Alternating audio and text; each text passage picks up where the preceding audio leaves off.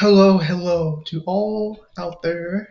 Welcome to the Press X Cold and Culture podcast. Here with my co-host RK. How's life, Today, buddy? um, life's doing good. Playing peak gaming so early in the year. What are you talking about? Donkey Kong didn't come out yet. It's coming out on the 17th. Don't you mean Diddy Kong? Respectfully, I'm not gonna. I'm not. I want to say something, but I don't want to curse this early into the episode. So let's move on. Let's keep that for the layoff topic. Yes, exactly. But yeah, I hope all are doing well. How are you doing, sir? Honestly, I'm doing pretty good. This is the last day for the recording, of my long little break, from work, and I go back to the rest of the summer session working with the kiddos as a teacher assistant. So that's great, and I'm looking forward to that. And in little under 2 weeks, good old Donkey Kong game of the year coming out. I can't wait. It's gonna be awesome. Awesome. So let's talk about what we've been playing. Why don't you go first? Uh, oh, awesome, man. Okay. So as of this recording, I just finished a game called Ruffy and the Riverside, and I got a review copy on PlayStation 5, but I opted to buy it on Switch 2. And I ended up beating it in 2 days. I really enjoyed it that much, and it's this 3D platformer where you scan objects, colors, symbols, etc. in the environment, throw them at the different objects in the world, and you solve puzzles. You get to have some platforming. You have some gameplay variation. It's a really charming platformer. I quite enjoy it. That's good. I do love some platformers. Yes, and it is also on, since you're a real gamer, it is on your preferred platform as well. Yeah, but the backlog is full, so especially with Death Stranding too. I still got a lot of hours to go. I imagine it's an open world game by Kojima. It's I think probably a very a like. lot of people are. If you like, you don't do like everything. It's about 20 to 30 hours. That's not too bad. Yeah. So I have friends who like already finished it. Nice. Yeah. Well, I know you're loving it. Oh yeah. Is that all you're playing or anything else? I'm just casually playing Mario Kart World and random stuff on Switch 2, so that's kind of it right now. Glad to hear. For me, shockingly, I've been playing Death Stranding too on the beach. The goat. I can. I haven't beat it Princess yet. Peach. Wow. What did you say about Princess Peach? The Princess Peach. Oh. Yeah, look, I never played the game, but I saw the memes. I honestly like that moment from the first game was funny to me. But yeah, it's a really great game. It's very more. He basically MGS Death Stranding, made it more MGS like. Is the story, as someone who doesn't really play Kojima stuff, would you recommend would you recommend it to someone like me, or just be like, yeah, just stay in your lane? No, I also think you might like it. Hmm. It's Obviously, just play it's the just a first game that you one. need to give a lot of time before you decide it's not for you. Okay. But I think with two is like they because the world was so hard to explain, so you had to take a lot of exposition in the first game, so that made the intro a bit harder for people to get into. But with two, it just starts like right away. And then So just there's jump into two. and there's like a FF16, lore thing. Like Oh, that's cool. yeah, it's called a corpus. Like can open any time or like tell you what all these terms mean or like what the story is so far. That's good. Yeah. So I think maybe try like two to see if you like it. But I think a one is still definitely worth a play. Okay. If I have time, I'll consider doing that then. Yeah. But yeah, I think they're both really great games. But this one is a lot more action, I would say. So what happens when you kill people? I've heard that if you kill people in Uh, the game, well, you he have gives to you kind non-lethal of. weapons. Oh, do you have non-lethal weapons? Okay, that's good. Yeah, because what happens when you kill things is it's called a Voidout. Basically, a nuclear explosion happens. Damn. So you have to take people out non-lethally. Hmm. Yeah, it's a very interesting game thematically. But yeah, I've been getting to the story. It's a lot more deeper than the first one. It's basically like a part Hmm. two, I'd say. Okay. Which is funny because I thought Death Stranding 1 could have been like a one and done game. It didn't really need any more story, but he's found interesting ways to kind of flesh the world out. Well, Kojima probably had some more crazy ideas, and he figured, hey, if I can have the budget, I might as well go the extra mile. Yeah, I hear it's doing pretty good sales wise, so it's good to hear. Good. I mean, it's not And going it's to be a only on one. It's it's only not, on one platform too right now. No yeah, PC version yet. I'm sure it's sold at least 2 million copies. Nice. But yeah, and then I've been playing a few other games. I was playing the Outer Worlds after that Xbox Direct. Oh, nice. You're getting ready to pay 79.99 to. Or you're I'm gonna actually, use Game Pass I'll probably just go on my PC and use Game Pass, right? and then get my dollar back after. Hey, man. In this economy, I'm not gonna judge you. I'm just like, I'm sure I'll love it, but I don't know. I kind of need to see more before I make my decision. If I'm confident, then I'll pay the $80. It's So the second $80 video game after Mario Kart World, with Call of Duty probably being the third $80 game. I don't think $80 game are bad necessarily. I just think you need to. That was the wrong game to start with. Yeah, we discussed this before, but it should have been Call of Duty. Oh I yeah, feel like that would have been easier to justify to a lot of people. yeah. I mean, it's gonna hurt your sales where you need it the most, which is PlayStation. That's Microsoft's decision. It's their loss, These days, Microsoft is money first, think later. and we will discuss that at some point. Yes, we will. And then surprisingly I've also gone back into Need for Speed Unbound. Yeah, I tried that. I didn't play a lot of it, but how would you describe it? I think it's a bit more. It's a really fun Need for Speed with some like cool aesthetic art style choices. Nice. It has a bit of anime influence, I'd say, but like not too. It's still realistic, but like there's some really cool car effects that go into it that make it more stylistic. Sweet. And it's a bit harder than the Need for Speed before it. I have a couple of the older Need for Speed games, but I haven't played them. But Yeah. I had them on the Xbox, and I guess I'll play them at some point.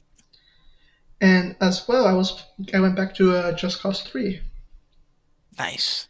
Fell in a Just Cause mood. It's such a fun game.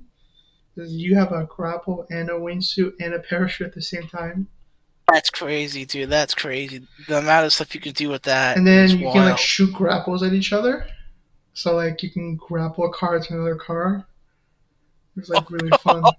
It's like a really Um, experimental game you can experiment with. and then they go. Yeah.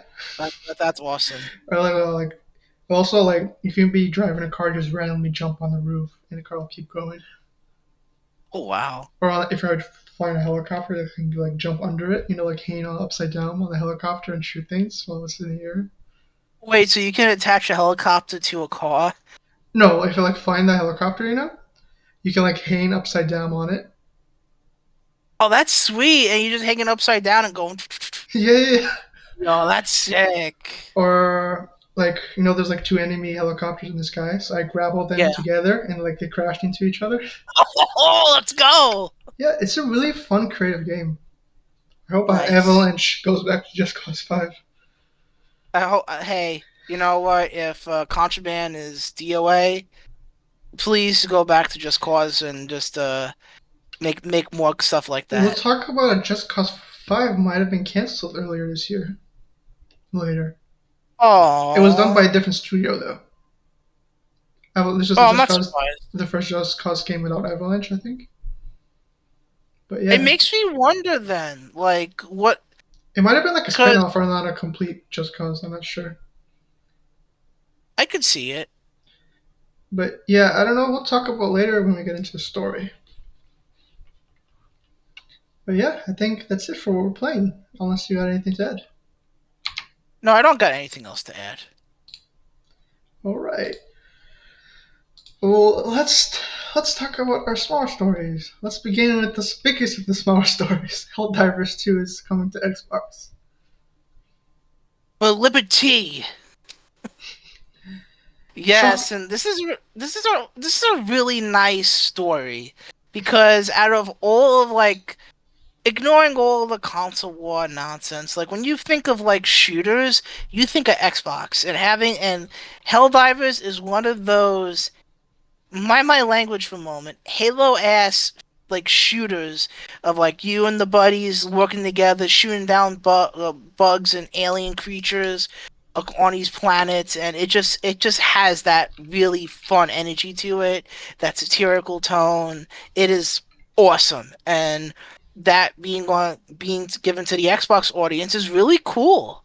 And I'm just kind of wondering if if they'll do some type of collaboration with other Xbox IP to celebrate the launch. Like maybe you can get like Halo ODST armors or Gears of War themed armor as like paid DLC or something. That could be really mm, cool. yeah, and it's also on the same day as the Gears of War coming to everywhere. That's interesting. I wonder if that's an intentional decision. And the day that they chose to release this news, also interesting. Ha ha ha. What's also interesting is surprise shocker it's not coming to Game Pass.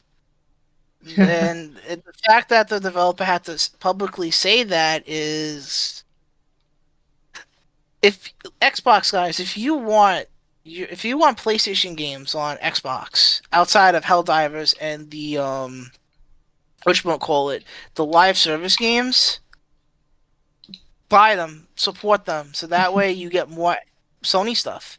Because they will put more games on Xbox if they have the numbers to justify it. Like if I personally think because of the Marvel license, I think Spider-Man's probably the next one up in I don't terms think of it's like a gonna. non what? I don't think Spider-Man's coming to Xbox. Well, what game do you think will come to Xbox after Helldivers? Nothing. In the meanwhile, Hmm. there's a And why rumor. do I you think think it that? said Nix's said that someone on Nix's said there is no other Xbox ports in development. Hmm. I think this Now, is why a do you think? one-time deal. Oh, do you think this is kind of like the handshake exchange of Gears of War coming to No, I think it was PlayStation? kind of like how Horizon, the Lego Horizon came to Switch as an experiment to see what would happen. Okay. But what if this experiment is successful? I mean, we had PR people and multiple companies say one thing and then more stuff happens. So what do you Yeah, think? I don't know. I don't really see this game being massively successful on Xbox. I think it's going to be successful enough that we that it that a that yeah, sorry, I that it think it'll be ensures successful enough to get a tiny little profit, but I don't think I don't think it'll be enough to say, "Oh, we need to keep doing this." if anything, I see additional live service games at the very least from PlayStation, like Well, Marathon's uh, coming for sure Marathon, Fair because Games, like you Marathon say. is already because Bungie has Xbox part of Yep, their deal when they got acquired. yep. And I think which Fair Games, if that still comes out, will probably I don't know. come out on Xbox. I don't see Horizon Online coming to Xbox. Since Horizon is typically the one they always experiment with, do you think Horizon might come to Xbox? I don't think so. Not even the Lego one? Oh, Lego one maybe, but I think that game did so poorly everywhere. They don't want to waste any energy on it. I guess we'll see what they end up doing. Yeah, my feeling is just it was just to see what would happen and to mess with It's Xbox only a bit, I guess. hey, it's only 4 games, right? I don't think that's nearly the same scenario. That was a Eh, desperate scenario. you never know. You never know, but we'll see what happens. Let's talk about the Xbox MetaQuest. Oh yes. Let me open this up and I will read this. So the Xbox Microsoft Gaming is teaming up with Meta to launch MetaQuest 3S Xbox Edition, and it will include a custom 128 gigabyte MetaQuest free unit in Xbox Carbon Black and Velocity Green. It also will include matching Touch Plus controllers and a limited edition Xbox wireless controller, the MetaQuest Elite strap, and in 3 months of both Meta Horizon Plus and Xbox Game Pass Ultimate. I'm assuming Meta Horizon Plus is like the subscription service thing that Meta has, where you get a bunch of games. And you know, I guess the idea of this is they want to make everything a Xbox. So this is the Xbox VR headset. And considering if you never got a VR headset, it seems to be a really good value because for the price it's going for, which I believe it is. Let me just double check real quick. Um the price is $400 and it comes with a lot of stuff. So it's probably a good value if you want to just jump into VR. Because keep in mind, you don't have to get a PC or a console for a MetaQuest. It's just a MetaQuest. That's it. You buy this thing and you're good to go. Yeah. Well, I'm sure that will sell a lot. It'll sell something. It'll sell something. Something is better than nothing. Yeah, MetaQuest really needs something. They need a win. Yeah, they do. Let's talk about over 1 million people signed Stop Killing Games petition. Oh yes, let me open this up so we can read it. All right, so the context, the Stop Killing Games is a campaign to to help prevent games becoming unplayable as soon as support from the publisher ends. And they gave a comment of, let me just see if I can get this open. Okay, and the comment from the people in charge of the movement say, and I quote, "We are in favor of publishers." Okay, we are in favor of publishers ending support for a game whenever they choose. What we are asking for is that they implement an end of life plan to modify or patch the game so that it can run on consumer systems with no further support from the company being necessary.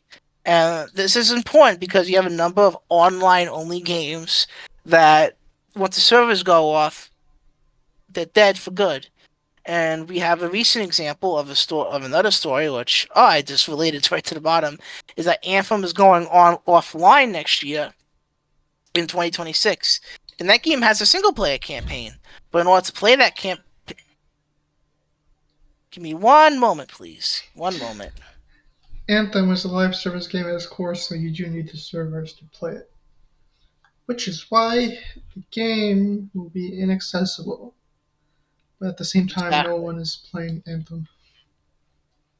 It's a shame if, but that's for Anthem.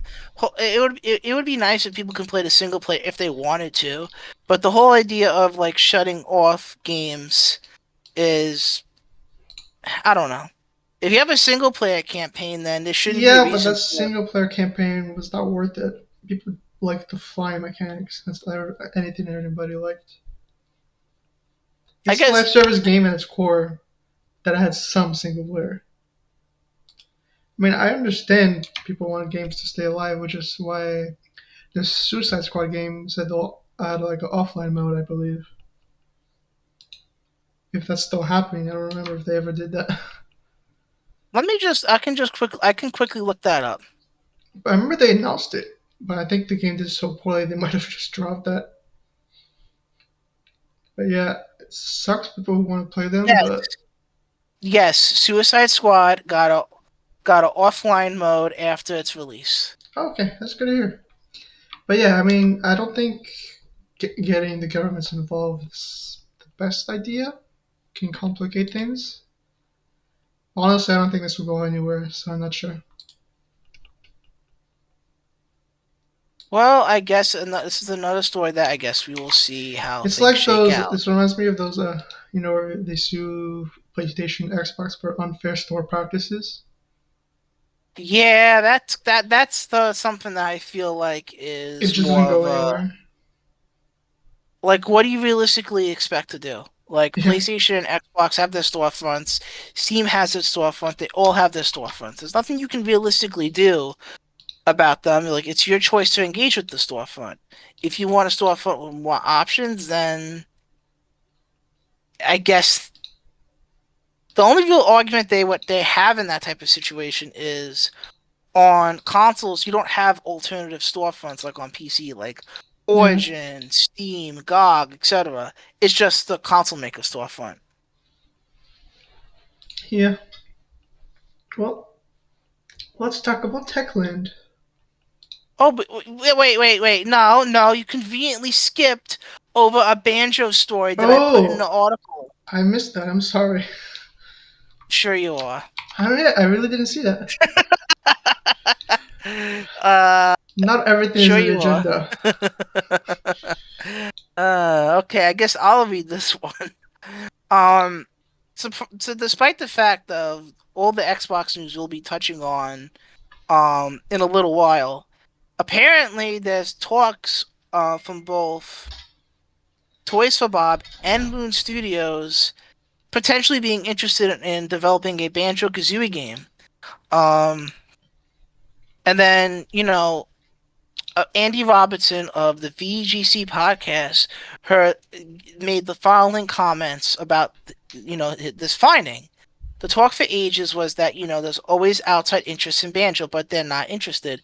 I mean, Greg Miles from Banjo Kazooie Creator is someone who doesn't look back notoriously. He said this on record that he likes to do new stuff. The attitude from the studio leadership was no, no, no, we're gonna do the new thing. I heard more recently that the pitches are being listened to. I heard consistently the name that comes up is Toys for Bob, who really want to do one. Funny enough, I heard Moon Studios as well was another who's really interested. There's always talk about interest of a cartoon, of a movie, constant.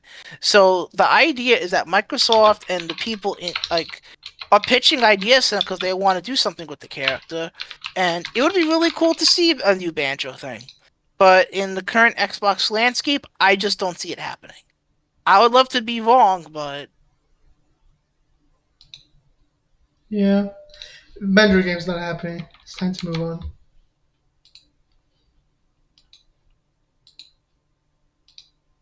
all right. So you want to take over the Techland stories? I just heard the silent pause. It's sad, but what can I real? I've got to be a realist about some things. It sucks, but Yeah, perhaps at least we might get a Crash or Spiral game still at some point. I would love that. Let's talk about Techland is trained Dying Light, the Beast, as Dying Light 3. Hmm. There was a 30-minute demo at I think the SGF showcase. And a lot of Nice. people they said we are very comfortable about Dying Light the Beast. We reset the whole That's good. development. This is a new game. At some point a few months ago, we basically treated Beast as a new entry in the Dying Light series. Maybe it doesn't have a 3 in it, but it is a 3 for us. We also realized the experience we got from the first game and the second game, we can make it the best Dying Light game we have ever done. We are very confident. We have delivered a very interesting game, but also generally an open world action world survival game. It's got to hear Nice. how confident they are and the effort they put into it. It's a good. The Dying Light series is a good zombie series, and it's one of the most interesting like parkour themed like open world games out there. So it's great. I'm really happy to see they continue getting success. Let's talk another story about Dying Light. The Ooh. Beast wouldn't have happened without Roger Craig Smith. Yes, the voice of Batman, Ezio, and my man Sonic. Yeah. With the idea to bring Kyle back, that was one of our foundational moments of this game. We said it's conditional. We will not do it unless Roger signs up for it. The first thing we did Nice. was we called Roger and he said, "Hey man, do you want to go back?" He said, "What? I thought you killed me or at least turned me into some volatile or some kind of zombie monster." We said we have a solution for that. It was definitely we a have a fundamental thing to get Roger on board. we have a solution for that. I love it. That's how you get the man back in the building. Wait, before you killed my character off, well, actually. No, yeah, I think he said, or I was some zombie monster. Yeah. Hey, maybe we're all zombie monsters deep down. Let's talk about Gears of War Reloaded, not releasing in Japan on PS5. I'm not surprised to hear that. Japan is very much against super bloody, gory games. So this isn't too shocking to Regional see. rating restrictions and platform policies. Hmm. Players in Japan will only play on Xbox and Steam. Hmm. Damn, So Xbox I is guess, allowing it. I guess it's the PS platform rules. or maybe they just don't care. Japan isn't a region that they're particularly successful in, so Yeah. And then we have SAG after a voice actor strike is nearly over. nice. Yeah. There's a lot of games have been hindered. But it's just a theory I have with Persona 4 Remake, which is why the actors aren't bringing back because of the strike. Well, the reason why they're not coming back is They're simply expensive, I because, know that. But they also can't work for them because they're on strike. well, it's not even just that. With the reason for Persona 4 remake, it's probably going to be like with the Persona 3 remake, and they just changed the voice actors. That's what they did with that game. So I wouldn't be. I fully Yeah, expected a but new voice in Persona nobody 4. really cared about the actors in 3, right? Like about the character. Well, I wouldn't say it didn't care, but it's more It like wasn't less of a big deal. it wasn't the end of the world for Persona 3. With Persona 4, it's a I wouldn't say it's a I could say this safely. It's the more iconic game. So Yeah. I feel like at the very least getting some of that voice cast back is important, but maybe Atlas is like, hey, the voice cast of 4 is ridiculous. You have Troy Baker, you have Laura Bailey, you have like Troy Baker, you have these really expensive Oh yeah. Yearly Loan, you have these really expensive voice actors that you would have to hire back again. And I think Atlas is like that's like one in reality for an Atlas project. Paying the voice actors would be like 2/4 of the budget, and they probably like that's one of the reasons they're probably not bringing them back potentially. I mean, potentially though, even if they tried to bring them back, they would have to wait a while. That too, and that also ties. Since we mentioned the Persona, let's scroll down to the Persona story that we've Persona 4 Revival might not release until at least 2026. Shocker. It looked very early when they revealed it, so that isn't particularly a I felt surprise. like an announcement. Hey guys, it exists. Shut up now. Yeah, pretty much. That's what it was. All right, let's talk about Arcane Studios founder brand's Game Pass unsustainable and damaging. I take it you want to read this one. I shall.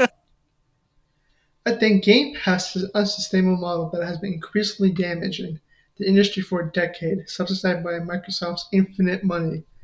But at some point, reality has to hit. I don't think Game Pass can coexist with other models. They either kill everyone else or give up. Hmm. He also says this: "What happens when all the money runs out is the most vocal concern in my network. And one of the main economic reasons people I know haven't shifted to his business model. The infinite money thing has never made any sense." I think if a Game Pass, it depends on the budget of a game. Like if it's an indie game or a double A project, being on Game Pass is probably better. Is not the is ideal in the sense that you have more eyes on your project, that it will get more attention on Nintendo and PlayStation and potentially get sales on Xbox and PC. I feel like where the criticism of Game Pass is more applicable is for the AAA space, where full day one purchases are more critical for a game's success. And I don't know, it just I don't know if you only did indies, that you would not have the amount of subs they have right now. hmm. So would it even be worth it if it was only indie pass? Well, I'm not talking about just indies, but I'm you just know saying what in I mean. general. Like the subs are high right now because of all the first party and CODs. Yeah. Without that, it's even less valuable. I Which is feel like the why I think interesting PlayStation's back catalog approach has been smart. Yeah, what PlayStation does, for context, is they don't immediately put their games in PlayStation Plus They extra actually they premium. tried to do it with the Horizon a year later, and they found out they lost millions of dollars. A year later, it still lost money. But then you notice like they put Ratchet and Clank like 2 years later, so they're spacing it out more. Yeah, and even the person here says he thinks Game Pass should be a back catalog product only. That's how it doesn't hurt anyone. Well, at least have a bit of a window. Like, say for example, instead of day one games, it's every 6 months. 6 months later, Yeah, I feel like that would be a good alternative. Like you have, and the thing is, they have the tiers now. They have the tier system. You could theoretically have it where like you don't get day one games anymore, but you get like first party big AAA games on like a theoretical Game Pass alternate future type thing, like every 3 to 6 months. Like they come to the service then. Sure, it kind of forces idea. Oh, yeah, I could just wait. But if you want to get it right away, you by gotta the way, buy it. I should say these quotes are from two different people. One Hmm. from Larry and one of the founders of Arcane. It's interesting that an Arcane founder says this when Bethesda Yeah, was is under Microsoft now. you know what It happened makes to you think a Arcane, little. Austin? Yeah, yeah, yeah. I wonder why he doesn't Speaking like Game Pass. Speaking of games under the Xbox umbrella, Kojima's OD and the PlayStation exclusive. I'm not gonna Fizzent, try to pronounce it. Fizzent, Fizzent. Pheasant, right? Or Fizzant, or Like Fizzant. he said, he wants to make a movie at some point, basically. No, no. I'm trying to pronounce the name of the game. I mean, What is Kojima. it? Yeah, what's Kojima? What's the game? Kojima is saying that OD and Fizzant or Fizzant. What's the name of the game? It's Fizzent. Fizzant. Okay, thank you. That's how I think I so. was okay. I've been like trying to say for the past like minute or so. You haven't been correcting me. Oh man. Okay. Well, Basically, honestly, that makes sense. What he said that those two could be his last games for a hot minute because Death Stranding was a big production. OD is a cloud title, and Fizzant is basically the Metal Gear successor. yeah, but he's If I'm gonna do combine movies a lot more into it because he wants to use Sony Pictures. So you're gonna have live action like cinematics. I could see that happen. I think he wants to blend the worlds more. So kind of like what Remedy does, from Yeah, what you but told me maybe about he wants to Remedy. push it further. Hmm. Because Remedy didn't work with a movie studio, which Kojima wants to do. But Hmm. he says basically he will look at the situation post those Pheasant and ODE, and if he'll able to, he wants to make a film.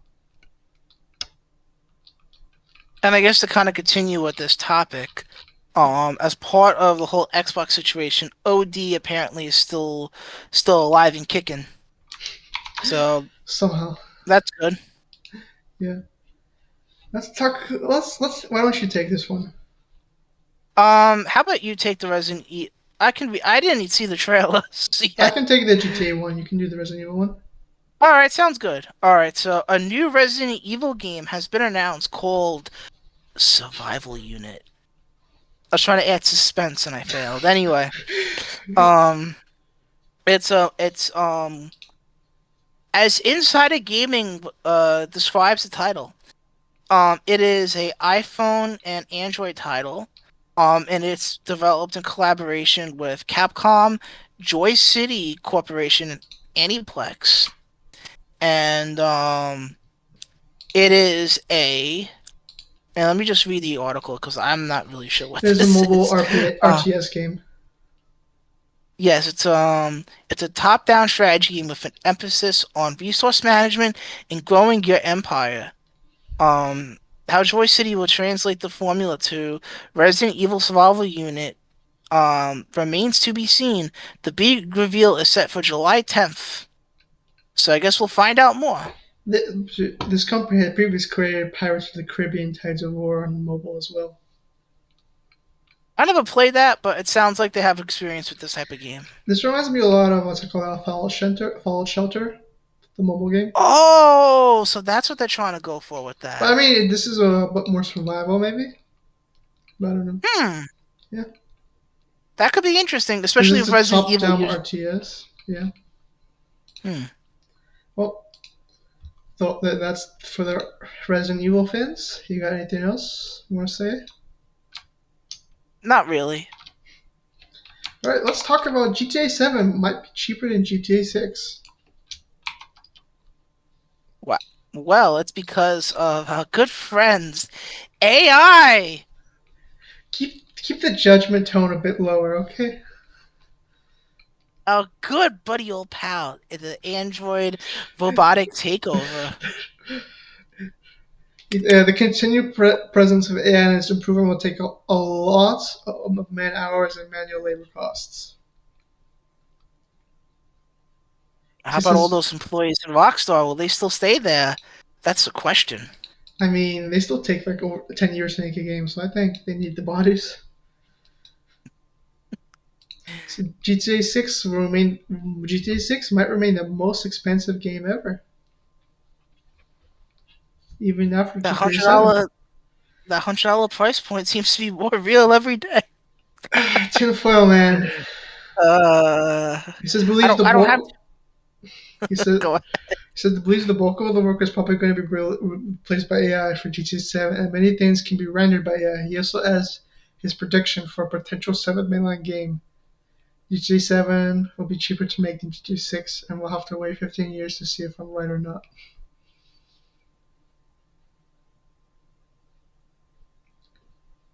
He says Yeah. a lot of the stuff is going to be taken over by AI, whether we want it or not.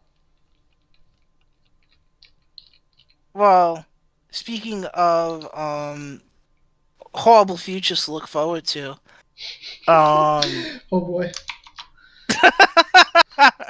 no, I was trying to do a segue, but that's mean. Like mind's eye is just troubled. Um, my segues are awful.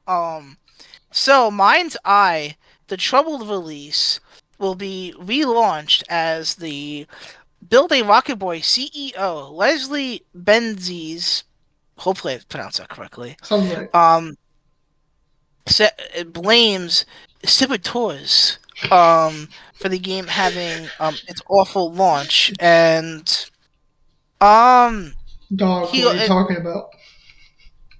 and this is just okay. Then I'll read this statement that as Insider Gaming found from an IGN report. Build a Rocket Boy sources told IGN that Benzi's final addressing staff following the release of Mind's Eye in a brief video call yesterday, July 2nd.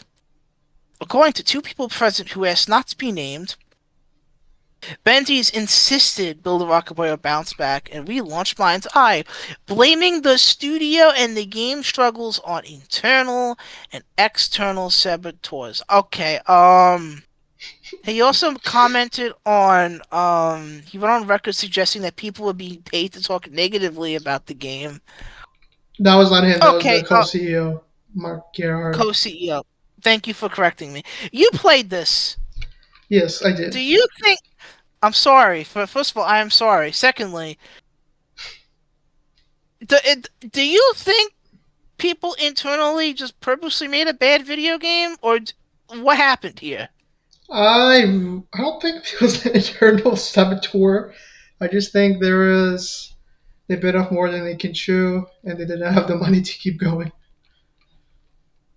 Okay, thank you for like, I because also you want to played the add game another for. thing. Go Alex ahead. Hernandez, the game's lead performer, suggested the game should never launch in an unfinished state. Mm-hmm. You know what? I just love the fact that the game apparently has a mode where you can be Jesus and run on top of water. I I didn't just know that was a power up, oh but that was the free roam mode. We just yeah, spawned as a man. random NPC. Oh God. I don't think it's a completely terrible game. It just needed a lot more work. They should have just. I guess they couldn't delay it, but They didn't have the GTA money. was. That's the problem. This isn't Because a Cyberpunk where it was just this, broken on consoles. This just. I what don't know. basically happened is the studio's first project was making this Roblox-like experience, and mine's was supposed to be an experience within the experience called Everywhere. But then Everywhere never came out, and they released Mind's Eye as its own game. They just were too ambitious for their first titles, I think, and then ran out of money. Well, the negativity of that game sure is everywhere now. Yeah, I don't think 34 Metacritic is a saboteur. You gotta pronounce it correctly. It's Saboteur. You gotta add the emphasis on the tour. Let's move on. I'm trying to be funny. I keep failing miserably. Anyway, next story. Let's talk about Dying Light developer has canceled two upcoming games. Hmm. The company Let me open this. recorded losses of approximately 37 million 24 and 25 million 23. Hmm. I Okay. wonder the games were initially known as Project Cornerstone and took heavily inspiration from Star Wars. He All would be right. able to use So. the Force to move objects and possess other abilities to stop time. Hmm. As well, Insider Gaming understands the Call of Horus sequel has been in development for some time, utilizing Unreal Engine. Hmm. That's interesting. There was also an update that Techland provided to Insider Gaming, and they state the following: Game development is never a straight line, and sometimes fresh approaches are necessary to make great games. What's important here is that none of the reported changes have resulted in staff reductions. That's big. Developers were moved to other projects and are working on a number of games in our pipeline. Our primary focus right now is to release Dying Light the Beast for PC, PS5, and Xbox Series S and S. After the launch on Dying Light the Beast, we'll share more about future titles in due time. So developers like, hey, we acknowledge that we have some projects that were canceled, but ours we didn't lay anybody off. We just shuffled them to new. We shuffled them around. Yeah. You know what a good what a publisher who has a clear direction and vision on their shoulders would do. Oh, wow, you're already starting the hits. I'm trying to regulate myself and not be too extra. But speaking of creative people stepping away from projects, you take away this one. Neil Druckmann steps away from the Last of Us HBO show, which is so ironic because everyone complained about the other showrunner for season two. People said that the Hmm. Craig got too involved or changed too many stuff, and now he has full creative control. Well, being real, isn't Neil Druckmann directing Yes. the new IP? Yep. So at this point, that needs his full attention. He's like, "Hey, I was part of the team for the show. I give it in your hands. Now you're handling The Last of Us Part Two, a storyline that's very divisive of the fandom. Have fun." So, in a lot of ways, Druckmann's like, "Hey, I dealt with this rodeo before. You guys have fun dealing with it." That's my read on it. I feel like It's like, this road is about to end. I'm out. Yeah, exactly. I'm good. Because the You have fun dealing as I with under, not shockingly, the views of the show dropped after Joe died. Not shockingly. Wow, I'm speechless. Uh, let's talk about Battlefield 6. Might be in a bit of development struggle, but not in the multiplayer. In the campaign, Hmm. campaign might just be 6 hour long, and further cuts can happen. What do you think about that, good sir? That's in regards to development teams or just the game being cut down. No, just the campaign might be cut down. As long as it's a quality campaign, it being only like 5 to 6 hours isn't the end of the world. Because when you buy a Battlefield game, I feel like for multiplayer games, if your campaign isn't like insanely long, it's not a big deal if it's a solid campaign because most of what you're buying the game for is the multiplayer. Yeah, it just seems like the campaign's struggling to come together, and they're not going to delay the game. Well, the alternative is they just gut the campaign completely and then like Black Ops 4, if I remember. What was it 4 or 5 they did that? Black Ops 4 did that, and the last Battlefield 2042 also did that. Okay. Thank you for correcting me. So yeah, Let's talk about at least it's another not that. Battlefield story. EA wants Mm-hmm. to hit 100 million players. Good luck. Well, I mean, they're doing the COD approach where they're going to have a free to play battle royale like Call of Duty. That's smart. Then they'll Because definitely Call of be. Duty has similar success with the battle royale. Yeah, they have. Yeah. I don't know if you've seen Call of Duty has American Dad now. Yes, I And love American. Beavis. Tangent for a moment. Do you ever watch American Dad? I watched it back in the day. Yo, that's such a funny show. Like I was a Family Guy though. Family Guy was better. I love both, and American Dad was so funny. I still love Simpsons, bro. Simpsons, especially early Simpsons, bro. That so many good moments. Oh yeah. Why don't you take this away? I'm sure this hurts your heart. Oh, let me look at this story. Okay, let's see. According to Insider Gaming, they report that this sucks. Hollywood turned down a Crash Bandicoot movie that would have made millions today. In a recent interview with Japanese, okay, Shinju Utsuumi, CEO of Sega of Shinju, America isn't it in Europe. Suji or? We're moving on. CEO of Sega America and Sega Europe. It was revealed that Crash Bandicoot could have been one of the first game franchises to wind up on the silver screen, but Hollywood biffed the chance to make it a reality. Okay, let's see. Here's how it went. When I started to get involved in the video game business, I picked up Crash Bandicoot and started asking some of the movie studios if they were interested in turning that property into a movie. But I was treated like, hey, video games is like a toy business. They didn't really take it seriously. So, honestly, this is interesting because Crash Bandicoot is one of those franchises that could very easily be a cartoon. Like, in fact, like one of the there was like an animated like pitch I think in like the late '90s made by Universal Animation, kind of got Game. like, and it's like so. When the Crash Bandicoot was directly inspired by Looney Tunes and other wacky characters, so this isn't a shock at all. It's a shame that Crash Bandicoot never got a chance to be a cartoon or get like a animated short or something because it's a franchise that screams that. But I don't know. Maybe if Microsoft wants to kind of have a kid friend, because if we're gonna get a platformer from Microsoft, it's gonna be Crash or Spyro, because those are the ones that because that has a lot of that has more brand power than sadly Banjo Kazooie.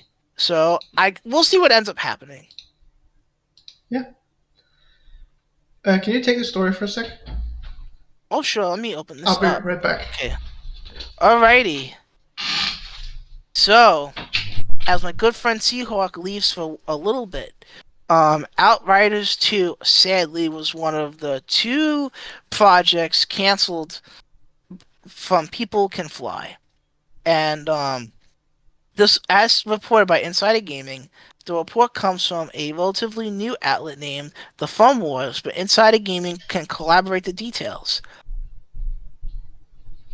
While no footage and screenshots were revealed to the public, um, in Outriders 2 was yeah, sorry. The game reportedly was nearly finished, and the game was under the codename Project Gemini, and was in the motion capture stage of development earlier this year. The reason why the game was canceled has been publicly announced, but several sources indicated that the issue stemmed from alleged funding and communication issues with the game's publisher, surprise, Square Enix. Shocker, It Square was one. Enix had enough live service bombs. Mm-hmm. And so Project Gemini was one of the two projects canceled in June, resulting in 50 layoffs of 50 employees at People Can Fly. Last year, People Can Fly conducted layoffs that resulted in the loss of at least 120 more employees. At the time at the time of the writing of the Insider Gaming article, People Can Fly are currently working on 5 projects: Gears of War E-Day in collaboration with Xbox Game Studios, Project Echo with Krafton, Project Delta with Sony Interactive Entertainment, and Lost with VR and Project Bison. So People Can Fly. The doors are still open. They're still busy, but because of Square Enix, we're not getting Outriders 2. Yeah, after Foam Stars, they said we're out, boys. You know what? I don't like I don't like say I don't like saying things like this, but why did we get Foam Stars and not Outriders 2? Because it's foamy weepiness. Hey, you can blame Splatoon. No, it's not Splatoon's fault that Square Enix wants to be creatively bankrupt for 5 minutes. 5 minutes. It was like a long couple minutes. But How many live service bombs did they have? We had Babylon Fall. Babylon's what that doesn't I don't know that game. It doesn't exist anymore. You mean the game that caused Clovers to be revived? Oh right, yeah, yeah. So that game resulted in something good happening. Something. But But speaking of something good happening, Sergeant Studios, the team behind the hidden gem of 2024, Tales of Kenzera Zhao, um, they revealed that Neil Newborn and Ben Starr will be leads in Dead Take. Let me open up the article. Live features live action video sequences. All right, Dead Take is a different premise in contrast to Tales of Kenzera, plunging players into a psychological horror that fuses live-action video with thrilling story hellbent on uncovering the seedy underbelly of the entertainment industry. Oh wow! Let's see what else the Insider Gaming says about this. In this statement, Sergeant Studios' creative director, I'm not going to try to pronounce his name because I Abu want to be Bakr respectful. Salim. Thank you. I have a lot of respect for the dude. I don't want to mispronounce his name. As he says, as actors in Games and Beyond, Neil, Ben, and I have leaned on each other for some extremely grueling times. In those moments, we exchanged some of the horror stories that built the foundations of this game. Not only do they bring considerable talent to the project, but they also helped create a space in which we could all truly be raw and honest. I can't wait for you to see the caliber of their performances in Dead Take. And Dead Take is being published by Pocket Pair Publishing, the makers of Power World. So that game's success resulted in Sergeant Studios getting funding for a really interesting horror project. So Yeah. Let's loves talk. Tales of Kenzera Zao. So really happy to see that studio make another great project like this. Glad to hear that. I love Ben Starr. He's the GOAT. I don't say he's my favorite actor, but he's great. Let's talk about Halo Studios teases a new Halo game being announced this year. I will read this, if you don't mind. Go ahead. Okay, so Halo Waypoint blog, Halo Studios acknowledged rumors and speculation about a new Halo project being revealed in the future, and they said, and I quote, let me just there's a lot here, man. Yeah. Oh, over the past few weeks, there's been a fair amount of speculation about when and where more details might emerge about any of the multiple projects Halo Studios is actively working on. We don't usually comment on such matters, but this time we want to enter the chat and share a little bit more perspective for Halo fans who might be on the fence about whenever to attend this year's event. Last year at Halo World Championship, we premiered a new Dawn where we talked about the switch to Unreal Engine, gave you a behind-the-scenes look at Project Foundry, and debuted our evolution to Halo Studios. As we enter a new chapter for Halo, for us a new Dawn was just the beginning. At this year's Halo World Championship, we look forward to continuing the conversation. So basically, they're teasing that they're basically teasing, saying something along the lines of, "Hey guys, we got Halo's alive, and we're gonna show off something this fall." And I'm kind of thinking, oh, okay, so the Halo remake that's gonna come out on everything. Before you continue that, let's talk about this other article. Ooh, Even before Xbox layoffs, there was tension at Halo Studios. you want to take this one? I will. Okay. Employees across Microsoft Xbox division received an email from Microsoft Gaming on Wednesday addressing organizational shifts, what we'll discuss later. Amid discussions of severance packages, the reasons they provided expenses meant to increase agility and effectiveness. One response was, "I'm personally super pissed about Phil's email, bragging about how much profitable they are." Halo Studios is currently working on multiple games, including the next mainline Halo installment, and is the steward of Halo Infinite, which is spinning down its content cadence. I don't think anybody is happy about the quality of the product right now. They said there's been a lot of tension and pep talks talking to rally folks to ship. The studio recently teased it will reveal it's working on at this year's Halo World Championship in this October. Hmm. So it seems like some development struggle within the studio itself. 5 people Wow, you were should. laid off as well. You just rebuilt the studio. We'll get to this on the larger Xbox topic, but regarding the game, regarding what's going on, I'm guessing it's Unreal Engine issues. I'm This not is even the sure if it's because that. I think it's trying to make Halo the original and trying to take it in a new direction and messing with what the original is. hmm, Because remaking a classic like that is not easy, especially if it's more they of a did it. reboot than a remake. It kind of leans on the idea of this not being a direct remake like I originally thought this was going to be. Yeah. This is like a full-on reboot, like taking loose inspirations from the original Halo, from the sounds of it. So I wonder how that's gonna pan out. Yeah. Well, Hmm. why don't you take the next one? Okay, let's see.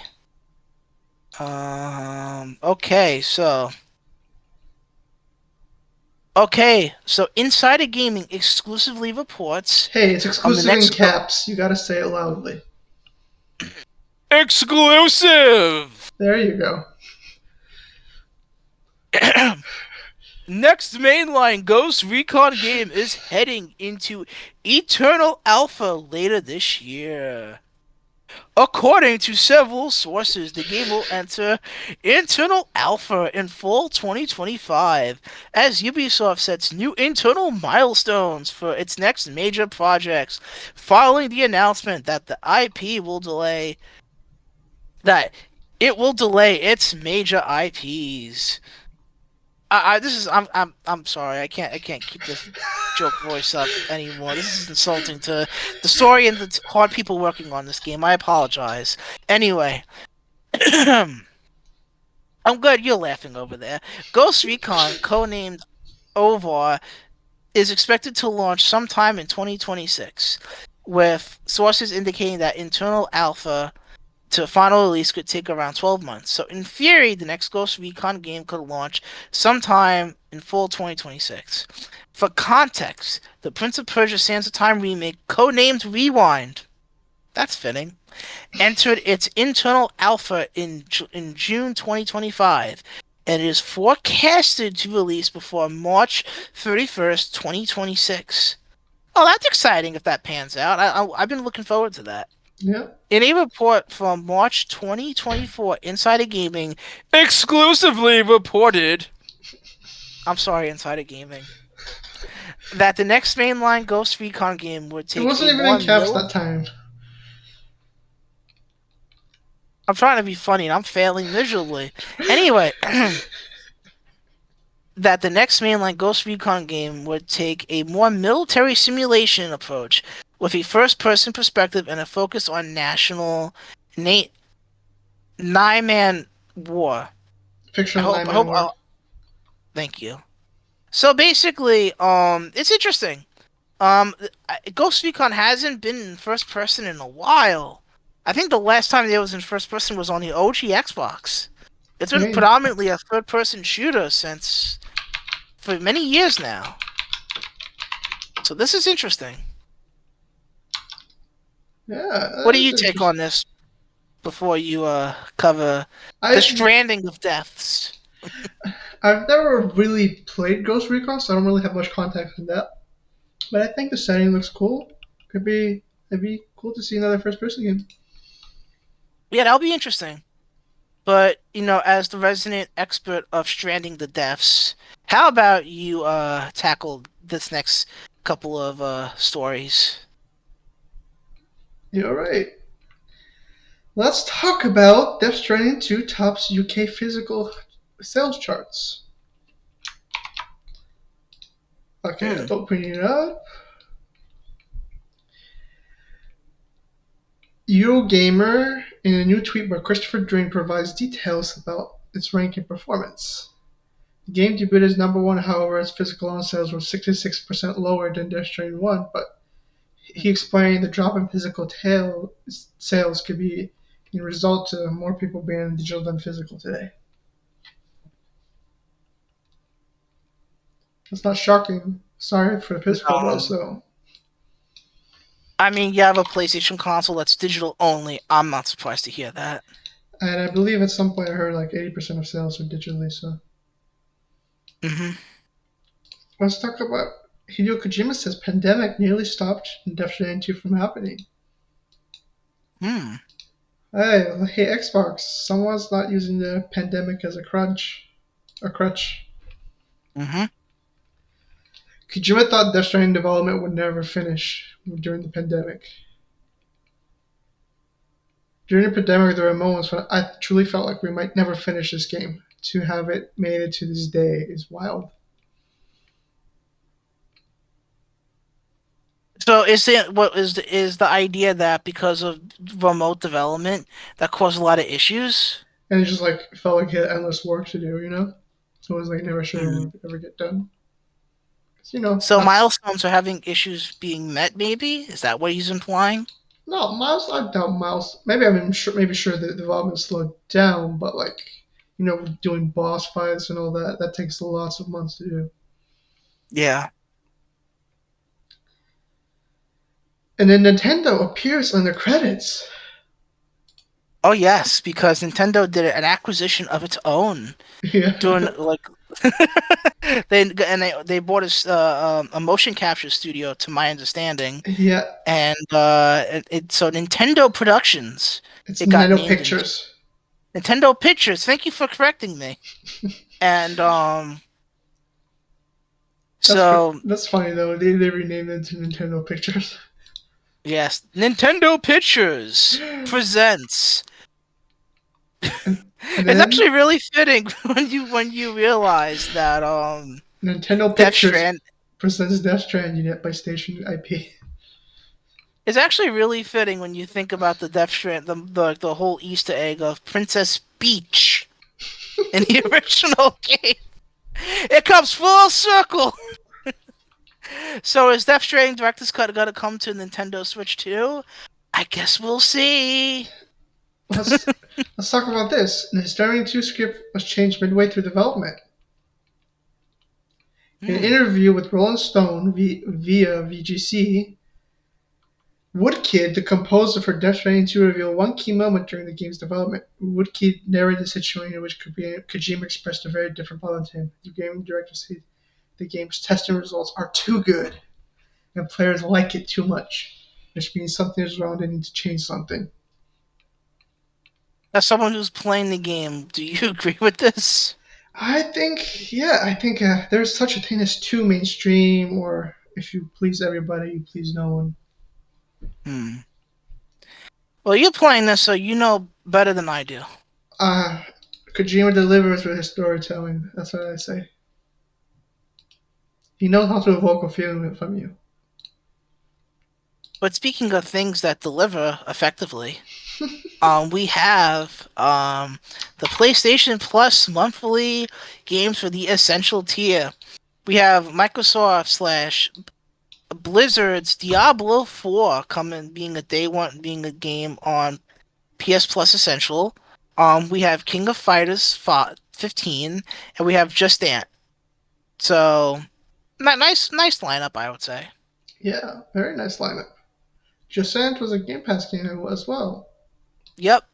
So, honestly, if as someone who has both services, it really feels like a rotating carousel of one game leaves Xbox, it goes to PS Plus. It leaves PS Plus, it goes to Xbox. Bing, bing, bing, bing, bing.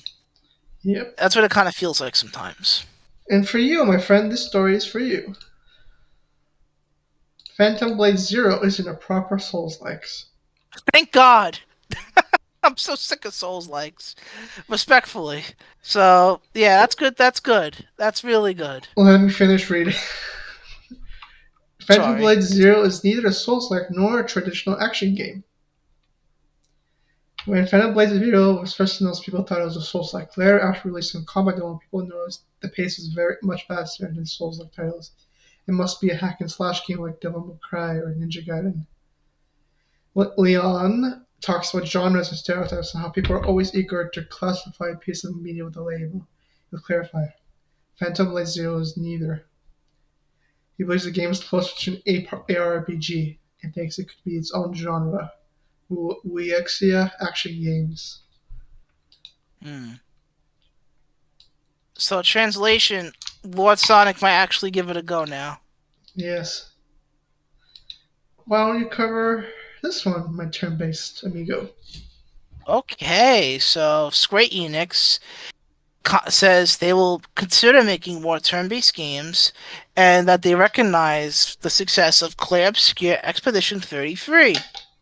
And this isn't really a surprise, but I feel like Square Enix hasn't stopped making turn-based games. Yeah. They're just not called Final Fantasy.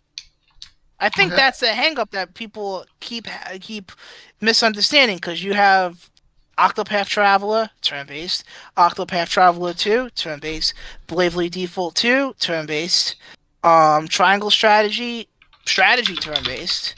The Dragon Quest games that have been consistently coming out have all been turn-based.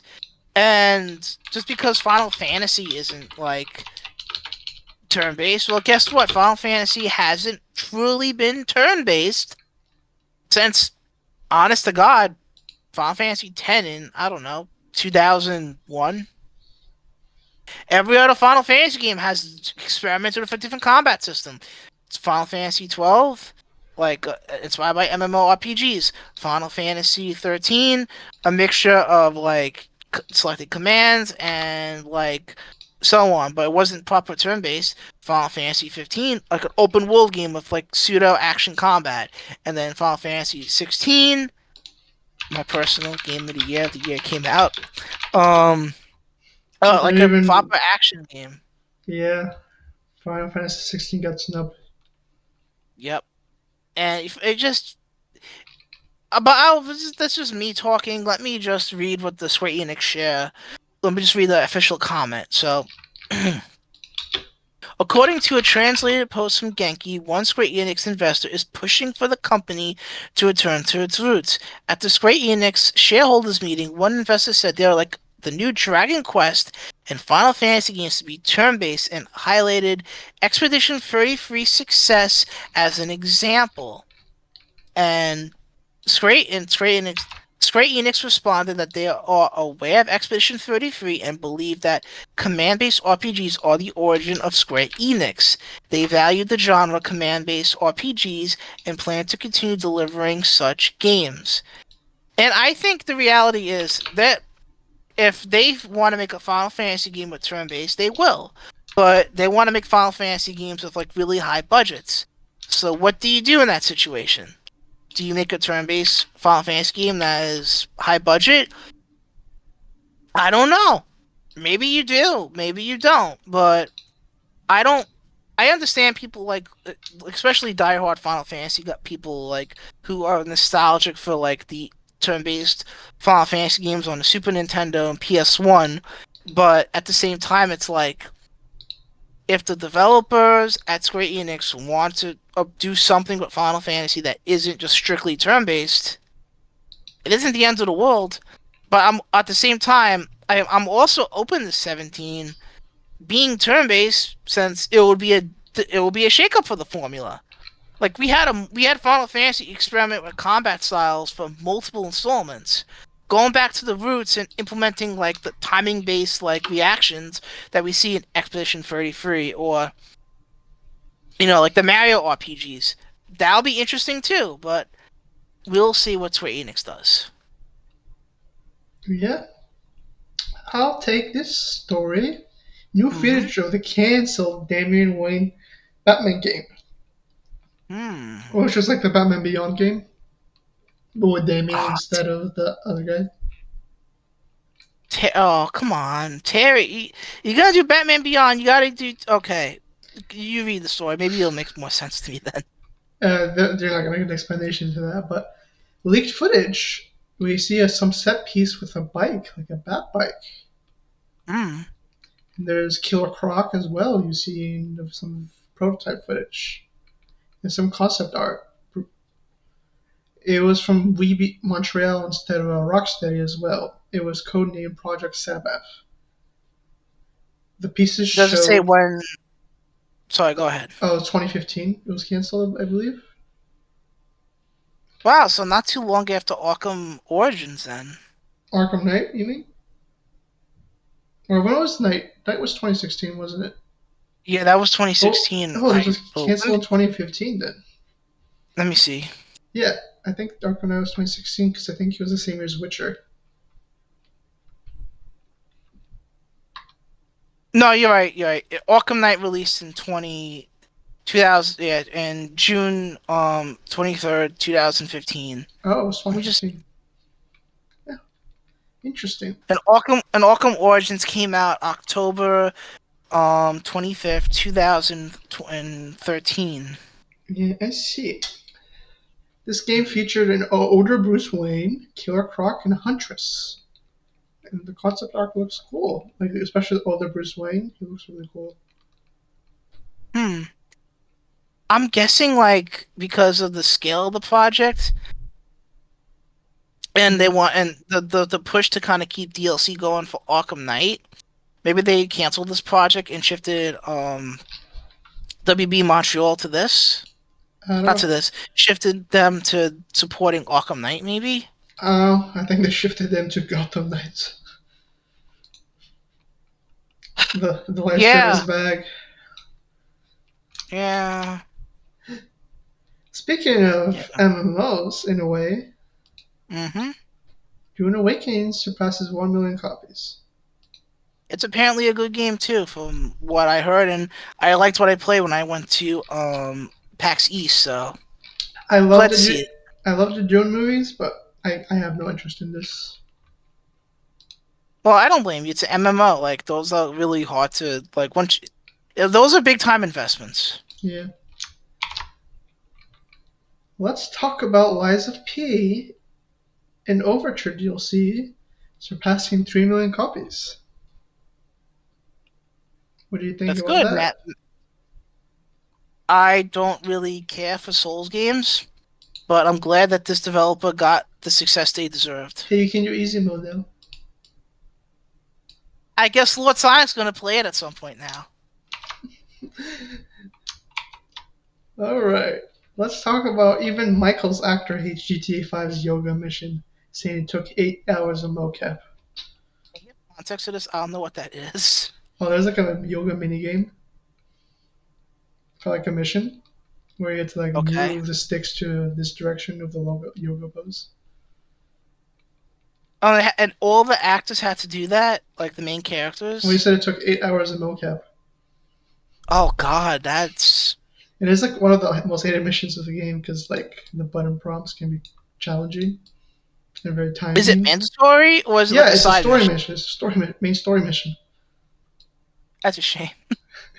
It's like he said even the actor hates the mission. Damn. Speaking of some Souls games from earlier, Elden Ring movie director is probably better at it than you are in the game. Yeah, anyone is better than me because I don't play it. Alex Garland isn't better than you. He's at least more persistent. In a recent interview, the director behind the upcoming Elden Ring movie has revealed he's in the middle of his seventh playthrough. God bless them. I hope you would be like a big fan if you're directing the movie. He's a really like big movie director, so I'm kind of shocked he's a gamer. Elden Ring is a pretty popular game, so it's not particularly surprising. So now he just needs to make up a story. You're funny. Let me take this one. The Souls fans in our audience are gonna hate you. Yes. I'm sorry, cryptic storytelling is a story. Let's talk You about gotta Warner put Brothers. puzzles They together. restructured the core franchises. First Hmm. reported by Rarity, the new visions will see Warner Brothers game Montreal studio head Yves to oversee the Harry Potter and Game of Thrones franchises, while NetherRealm head Sean Hemmerich will lead the DC Studio Mortal Kombat franchises. Also moving into a new role is Warner Brothers Games New York studio head Steven Flannery, who is now Senior Vice President of Central Tech and Services, where he will oversee game and publishing technology along with customer service, quality assurance, and user research. All three executives report to Warner Brothers Discovery CEO of Gaming and Games, JB Pertet. I think What this do is you a, make of this? I think it's good. They're kind of dividing the roles more instead of like one CEO have to take charge. At least it's very clear which sword falls on each person, rather Yeah, than it just being one guy hoping to wrangle God knows how many studios. yeah. And the last guy was a live service guy, so this is good news. Because WB Games has a lot of really good IP. The Yeah, problem is just managing all of it. yeah, And having a clearer vision will help a long way. yeah. And hopefully no more development hell like Wonder Woman. Well, speaking of development hell, Uh oh. Bungie, the lemon, so to speak, of the Sony family of game developers has delayed Marathon after strong and clear messages. Oh, surely, stealing hard work and like little assets and stuff. Hey, this at least they're God, addressing the other issues people have with like quality of life issues. I agree with that. So I'll just read that full statement. I'm sorry for being messy. The alpha test created an opportunity for us to. I'm being thank you Insider Gaming for this report. The in the post made on the game's official website, the development team said the following: The alpha test created an opportunity for us to calibrate and focus the game on what will make it uniquely compelling. Survival under pressure, mystery and lore around every corner, raid-like endgame challenges, and Bungie's genre-defining FPS combat. We're using this time to empower the team to create intense, high-stakes experience that a title like Marathon is built around. This means deepening the relationship between the developers and the game's most important voices, our players. And Sony said that Marathon was scheduled to launch in the fiscal year 2025. Per this fiscal calendar, that would see Marathon release sometime before March 31st, 2026. Hmm. And it's my jokes aside, it's great that they're taking feedback. It's great that they're taking like genuine like lessons that people kind of told them about after the impressions on the betas and stuff. And no one wants to see a studio shut down. So hopefully they take this feedback, take advantage of this extra development time that Sony's given them, and when it eventually releases, it's a decent product. Yep. Also takes them away from arc raiders. That's been really successful. Let's talk about Nexus Mods. Has been hmm sold after 24 years of ownership. Mm. Scott welcomes the new owners of Nexus Mods in a new blog post. I can't read those names, but he explained that really anything will change from a front end Time perspective. out, time out. I struggle to. I force myself to read names. You try reading them. Foldino, Raspak, and Tegan. He explained that barely anything will change from a front end perspective, and users will be able to enjoy the services they've known and appreciated for many years. See, it wasn't that hard. You can do it. You can read hard to pronounce names. While I am stepping back, it's important to understand that Nexus Mods isn't just about me and hasn't been for a long time. The Nexus Mods you see today has been created by a team of 40 incredible dedicated people. Someone who have been here for over 9 years. They live and breathe modding. They care deeply. They're experienced, committed, and they're very much still here. None of that is changing. Good to good to see that the site's going to be open, and mods are really important in the PC space. So Yeah, it's good to see that this is continuing. he says that also the strain of being responsible for this behemoth I created has taken its toll. So I firmly believe the best next thing for the future is to step aside and bring in new leadership to steer the business forward with renewed energy to make Nexus Mods what we all truly deserve. Because one of the biggest reasons I've been doing this for so long is that I've never thought I truly found someone who gets the modern community the way I do. Finding a new owner who would be able to understand and respect the myriad intricacies of both Nexus Mods as a business and the wider community was essential. That's good that they got someone who knows what they're doing to be in charge of this. Speaking of games that have mods, Stellar Blade.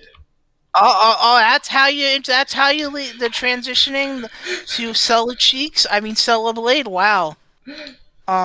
Okay. So Stellar Blade in director admits game story is poor, wants to improve this in the sequel. okay, let me just read the direct thing. In an interview with This Is the Game, Cellar Blade director Kim Hoong Tae opened up on various aspects of the game. Stop laughing. Its PC port and more. The page has been translated, so each answer might not be perfect and word for word accurate. One of the points he made is that is what he one thing and what yeah one of the comments he said is, I think it is true that the story is poor. The game's core gameplay system was completed relatively early, but the cutscenes were the biggest challenge. In action games that take narrative and cutscenes, sorry, In action games that take narrative, cutscenes play a very important role in storytelling. It's because it's hard to convey all the narratives of action alone. So we have to take the narrative through cutscenes, and at first we want to make a lot of settings and cutscenes. The director explained the cost of making cutscenes became too high, and we had to inevitably reduce cutscenes that would complement the worldview or character narrative, except for the main plot for efficiency. If I'm given the opportunity to make the next work, I will be able to present it with a rich enough narrative at the time. So I'm not surprised to hear this because it is. He's been very like the team at Celebrate has been very open, transparent, and honest with a lot of the game, and the vibe I get is they're incredibly humbled that their big shot at a AAA title was a big success, and they're gonna learn from that. And no better way to kind of celebrate that is the fact that the game hit 1 million sales on PC 19 times faster than on PS5. And that's big. That's big. Like getting that success on PC is huge. And I'm kind of wondering if, as you mentioned, Helldivers coming to Xbox, since this is kind of like a second party type situation, maybe Stellar Blade will come to Xbox at some point in the future and get some additional sales. We shall Or see. maybe or more realistically the Nintendo Switch 2. Because I personally feel when I played Stellar Blade, it was incredibly optimized on base But can you PS5. switch to render those cheeks? Yes, and I think to celebrate being on Nintendo, we'll get outfits based on Zero Suit Samus and Bayonetta, and the world will be a much better place. Let's talk about Xbox. You just threw it past me. uh, Let's talk about speaking of Xbox running yes, games yes, inferior than the PS5. wow. So I'll read this one. So Final Fantasy 16 only runs in 720p on Xbox Series X in performance mode. And so Digital Foundry, you know what they always do. They tested the game running on Series X and they said the following. The graphics mod has some weird problems relative to PS5. Firstly, the Series X is softer and lower resolution. So in this shot, and mentioned the PS5 is at 1440p in graphics mode while the Xbox is at 1224p. And they also comment that in the performance mode that the PS5 is at 1080p while the Series X is at 720p. It is considerably lower in all the shots they tested. The Xbox maintains a consistent 60 FPS compared to the variable performance that you could see on PS5, but the trade-off is you're getting a lesser native resolution in performance mode, and I feel like it's at this point I don't know if it's the Xbox's fault or the fact that the development team didn't optimize the game for the platform. And with them commenting that they want to bring this to Switch 2, I'm kind of curious how it's going to run on that. So, Yeah, I don't see that going well. I 720p, think 30 frames at the best. oh yeah, it's going to be a silky smooth 30 frames per second, bro. Let's go. So smooth. Maybe they'll have a performance mode where you can play it at 40 frames. Because the Switch 2 has a VRR display. Let's talk about this. Only PlayStation get physical discs of Xbox games. I'm not surprised. PlayStation actually cares about having physical copies of their games on store shelves. So Xbox is just doing what's the right thing for PlayStation owners. Yeah, not shocked at all. Nope. Let's talk about this game I found interesting, which is a bit of a John Wook gunfu. Ooh, you want to take over this one? Yeah, Spine preview. Arkham Gunfu meets slick cyberpunk vibes. It was one of the games at SGF, and the animations look really impressive, very John Wick like with the Arkham type combat system. Hmm. Yeah, I recommend watching the clips for those at home. But yeah, it looks really cool. It's just free flow combat. That Arkham combat system is sick. Mixing that with guns sounds like a win. Yeah, gun fu. Let's talk about Dragon Age the Vilgar struggled from management decisions. Oh, yeah, I've seen, I haven't read this article specifically, but I've heard about this. But the thank God for the Mass Effect team. Apparently, they're the reason that the ending of this game is so is much better than the rest of the story. Oh After God. multiple years of working on a multiplayer version of the game, it was then decided to move back to being single player. When the switchback happened, Schreier says it was done without any sort of reset in development. Instead, development was to continue while changing the game's fundamental structure and recasting the entire story. When it returned to single player, the team at Bio was given a year and a half to finish, which forced rush decisions. The strict deadline became a recurring problem, the report reads. The development team would make the decision believing that they had less than a year to release the game, which severely limited the stories they could tell and the world they could build. In addition to the changes to the game's focus, the tone of the dialogue was a big problem point. According to those who took part in alpha playtest, the game featured a lack of satisfying choices and consequences. It was also the game's tone left people unsatisfied, leading BioWare to rewrite the game's doc to include a more serious tone.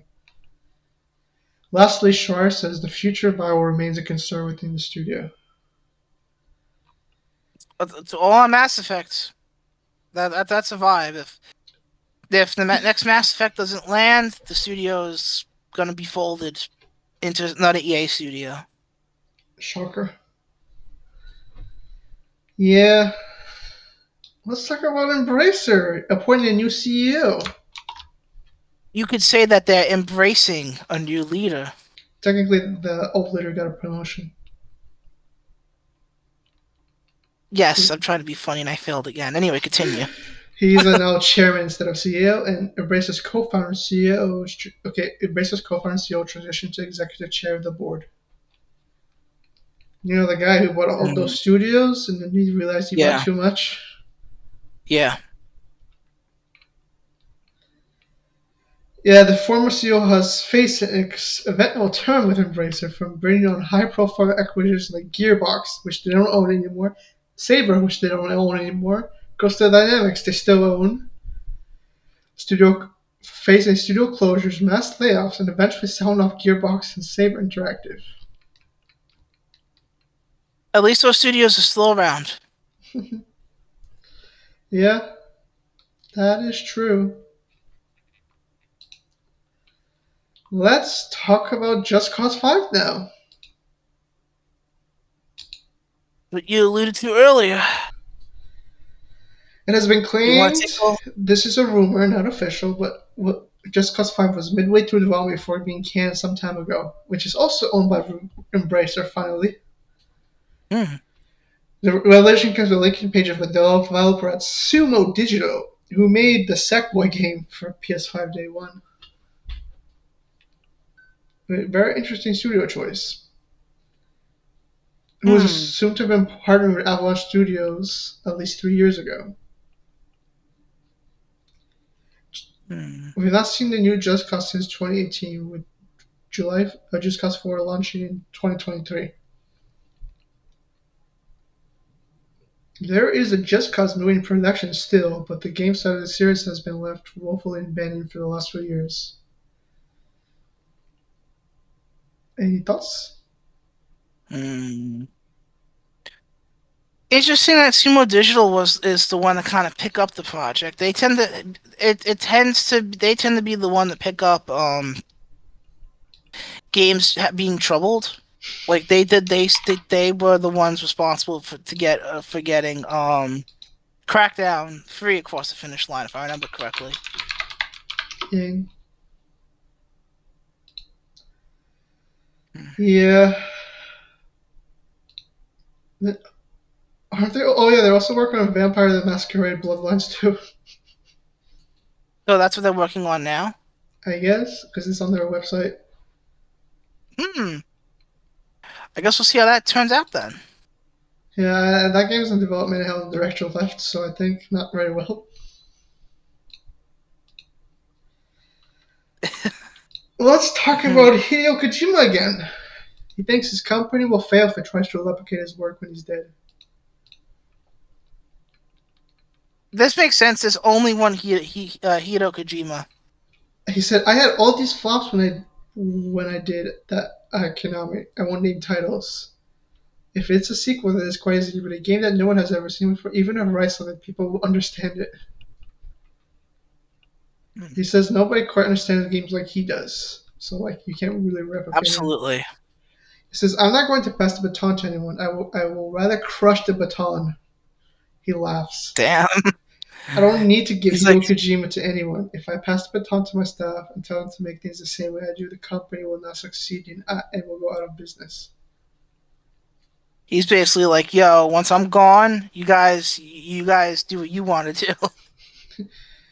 He says Hideo was more interested in inspiring people around him to forge their own paths. He referred to it as them receiving his small fire and nurturing the flame. He's a good man. The ghost, one could say. Let's talk about Ghost of Yate now. You want to take Oh this? yes. Oh, okay, let's see. Ghost of Yaute, female protagonist, will be okay. I'm gonna be a little silly. I'm gonna do the voice. Ghost of Yaute's female protagonist will be partially nude and drink sake. Ghost of Whoa! Yaute's Ghost of Yaute's ESRB rating confirms that the female protagonist will visit hot springs and drink sake. Sucker Punch's upcoming title has been rated M by the ESRB for blood and gore, drug reference, intense violence, language, partial nudity, and use of alcohol. There I'm will not be a surprised. sake minigame.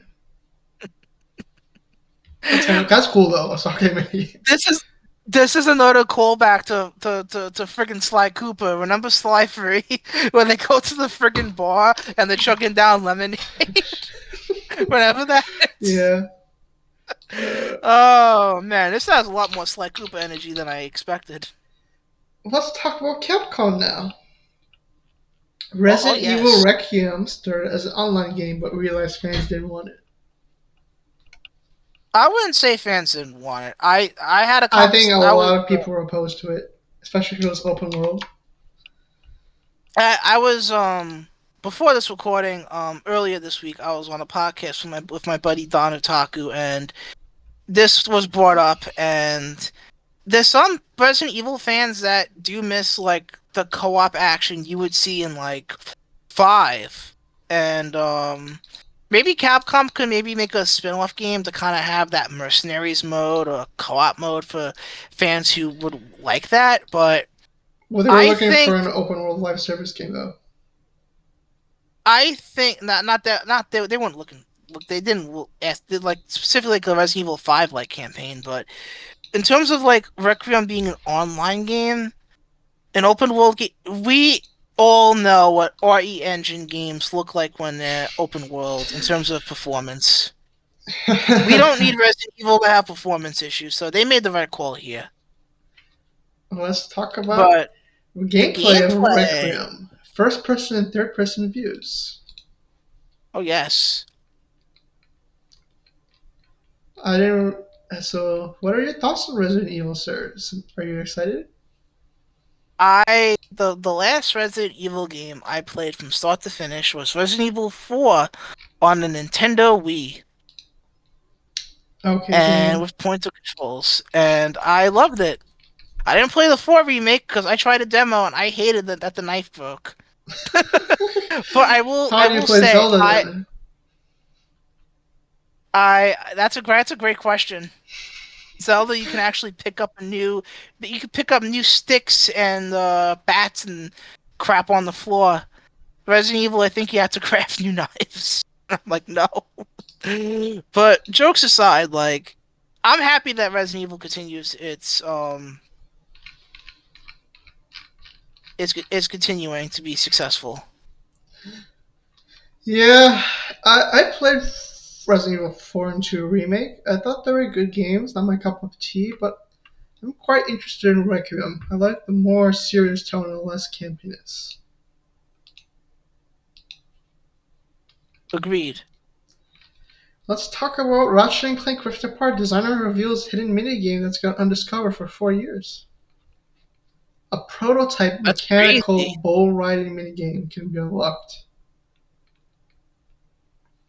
To, Hmm. to find it, players have to reach the space station Xerxes and go to entrance where they'll find no weapon side that's either side of the door. Players have to shoot the left sign 5 times, then the right sign 4 times, then the left sign 13 times. After that, there's no confirmation that the unlock has taken place. When players enter Xerxes, they're able to go to the mechanical bull in the space station and hold L2 to trigger the minigame. As he explained, it's only in prototype phase and therefore very rough. Players use the right analog stick to keep the balance, and once they fall off, there's no animation showing because the minigame has never been completed.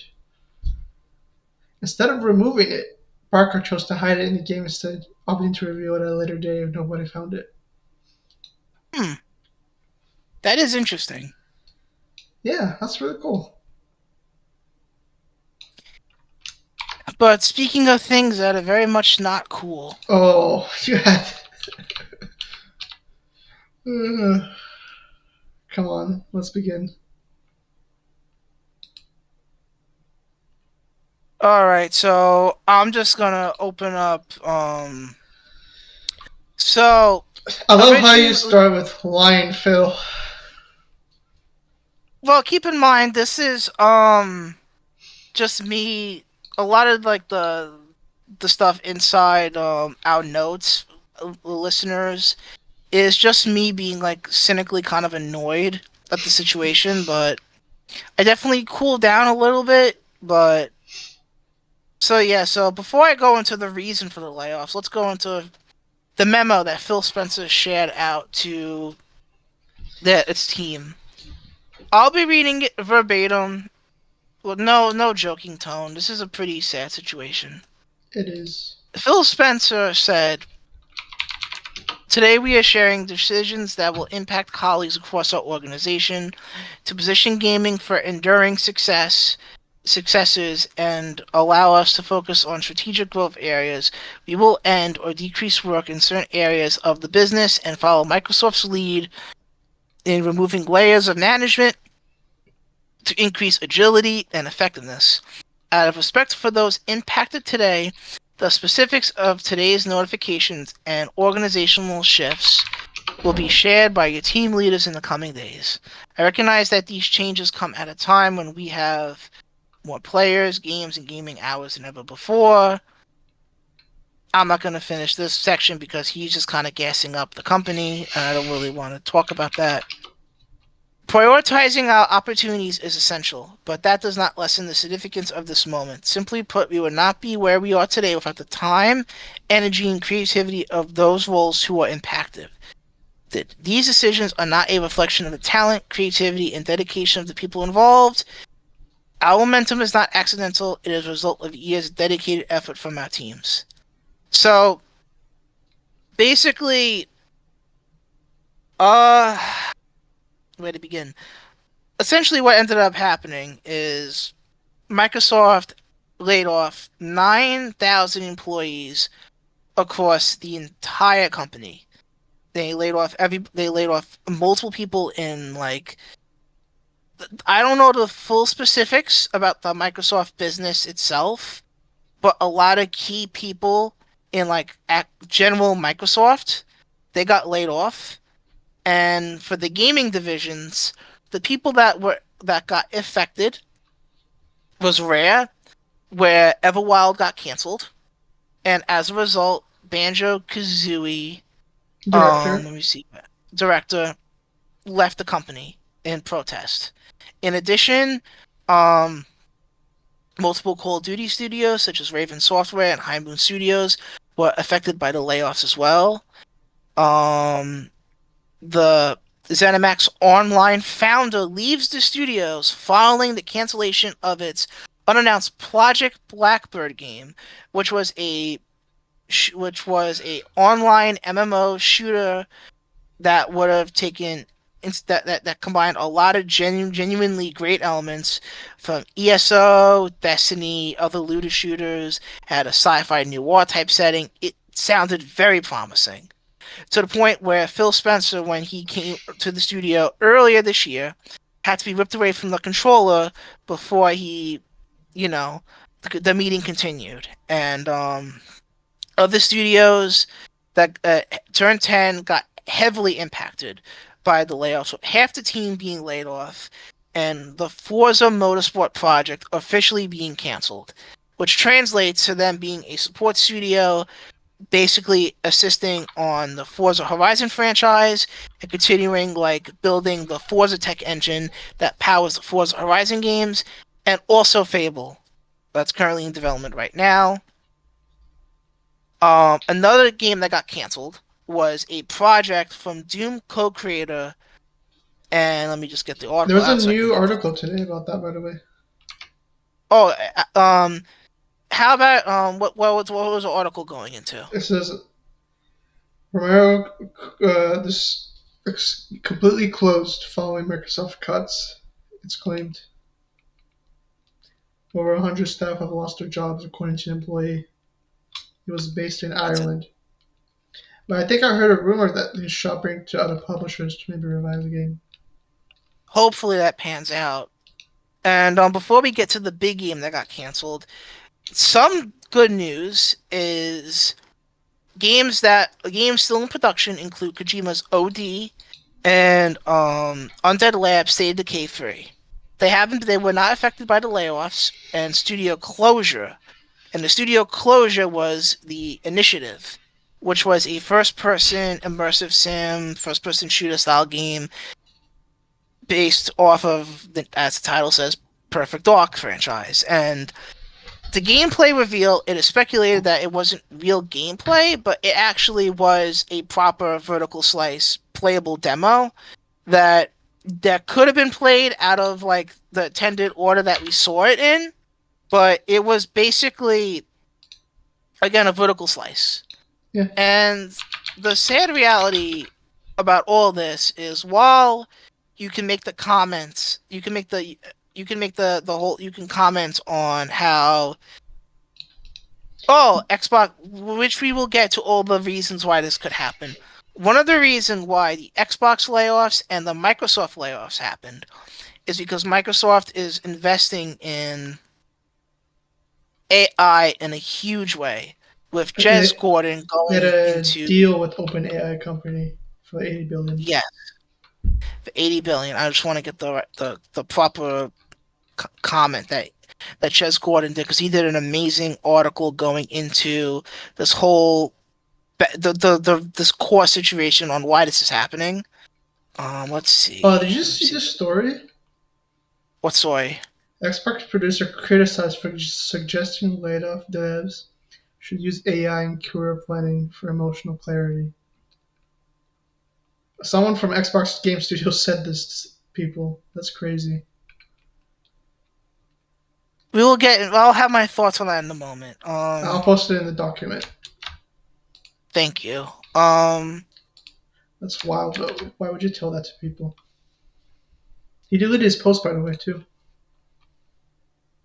I am not surprised at all. Okay,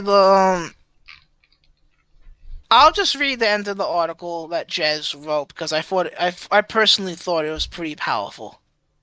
Microsoft increasingly just seems to go where other companies, true innovators, say the money is, looking for the next fad to devour and process, rather than curate and cultivate. How will Xbox, Surface, or Windows 11 grow without risk, investment, and curating consumer confidence? In a world where Microsoft has enough capital to just move wherever the wind is blowing, excuse me, it simply doesn't seem to care. It doesn't have to be this way. The brutality of these layoffs is just another symptom of a sick money first mentality. But how can you stop it? Microsoft employs hundreds of thousands of people, none of whom deserve to be in this position either, and most of whom aren't paid well enough for their hard work. Most of whom simply want to do great things and create great experiences and art. As Microsoft corporate works their hardest to stop them. Microsoft is a company that has no real mission or ethos anymore, and one that behaves more like a bank than a tech company. And it is currently not one that deserves fans. Maybe it never did. In any case, Microsoft is making more money than God right now. So I guess it just doesn't matter. And maybe it never did. And that was Jazz's closing statement in his amazing article going to the whole AI angle about the situation. And before I share my thoughts on everything, you take the floor. What do you make of the situation? Uh, I think that money pit finally caught up to. I mean, I don't even think anything they did really mattered. It just mattered that Microsoft leadership needed cash, and they decided to cut the company because of it.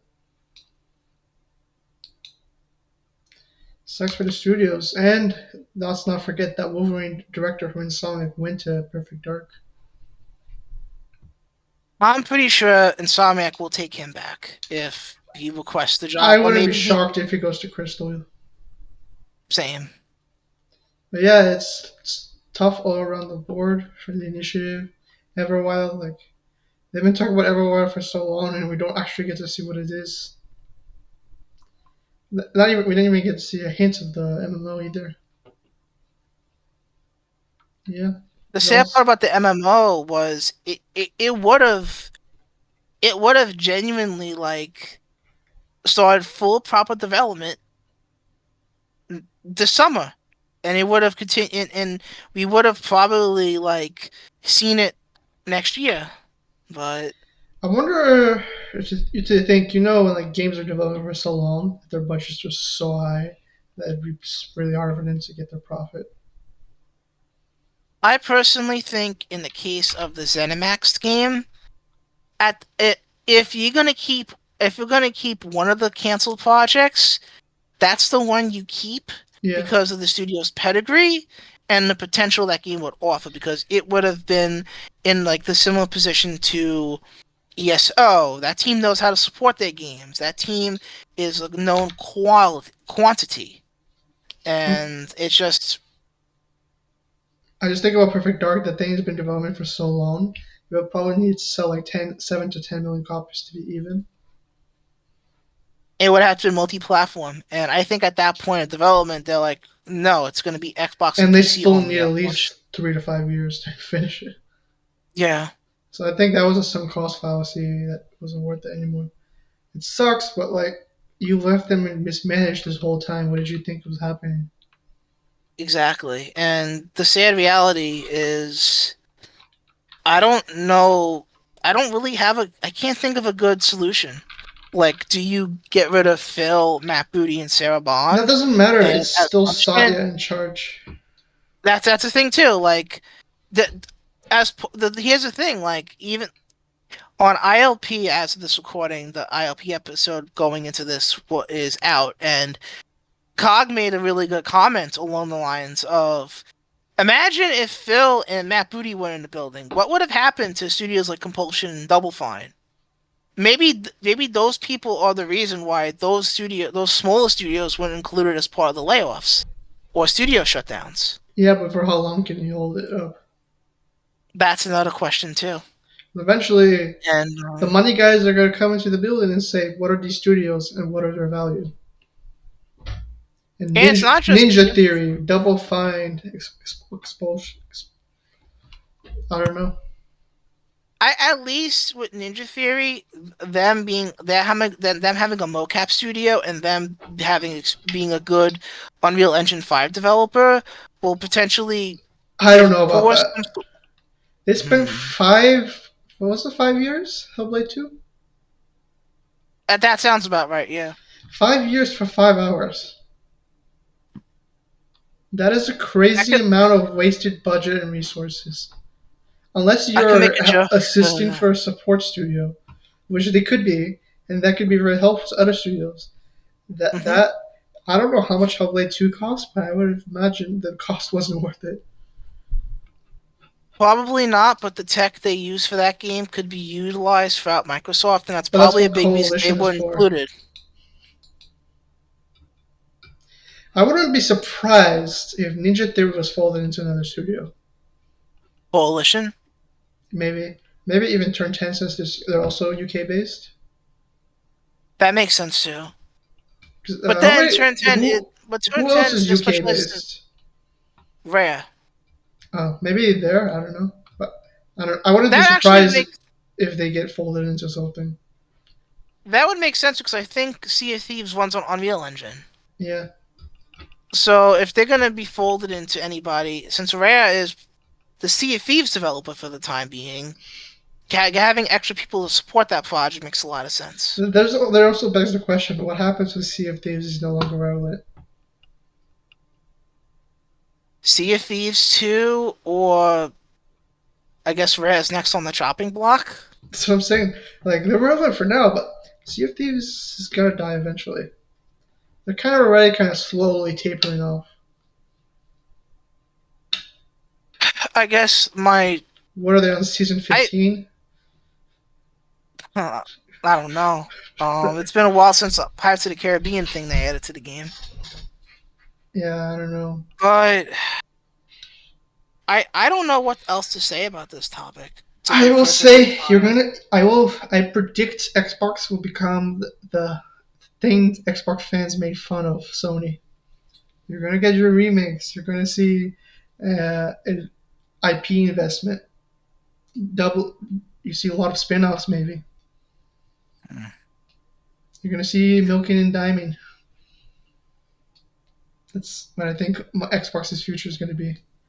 They're gonna be like EA, a third-party publisher who nickels and dimes you. I guess the only thing I can really say is that I feel awful for everybody at Microsoft and all these tech companies in general getting hit with all these layoffs because everyone works really hard and having your livelihood potentially ripped away because of it may not be the full reason, but it is part of the reason. AI is genuinely messed up. And if we're taking into account for the Xbox division specifically and the performance of specific studios, it is sad to see developers who genuinely make good content, like Turn 10, getting basically turned into a support studio. Logically, it makes sense because Forza Motorsport isn't something you can realistically put on PS5 because you have Gran Turismo on PS5. Yeah. Maybe I'm wrong about that, but that's probably part of the reason why they got turned into support studio. Another thing is like I don't know. It just the only thing I can realistically say at this point is I'm just hopeful that everybody who got laid off can get on their feet, and regardless if it's a job in the tech industry at large, another job in general, or within gaming, they find work again. It's sad that because of the rapid expansion since COVID and everything, that people who are given genuine opportunities to become part of this game industry are suffering because of just corporate greed and just horrible miscalculations. And the Yeah. only thing we can realistically do is just spread the word about everything that's been going on, and hopefully this gives enough spotlight to the people that got laid off, and they can find work elsewhere. Let's talk about this story that I saw today. Go right ahead. Xbox producer criticized for suggesting laid off devs should use AI for career planning and emotional clarity.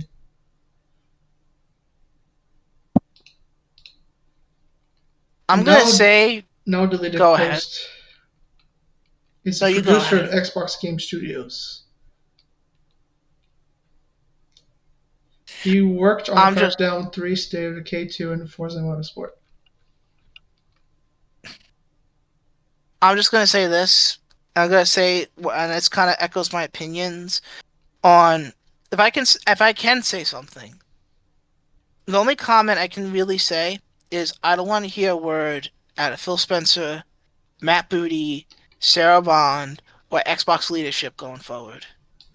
Just announce it. Just show off your games at these Xbox showcases, at developer directs. Give us release windows, and that's it. Because if Phil didn't talk and talk and talk about these projects, I mean, did you see we wouldn't. a tweet? People are getting laid off and Phil's playing Indiana Jones.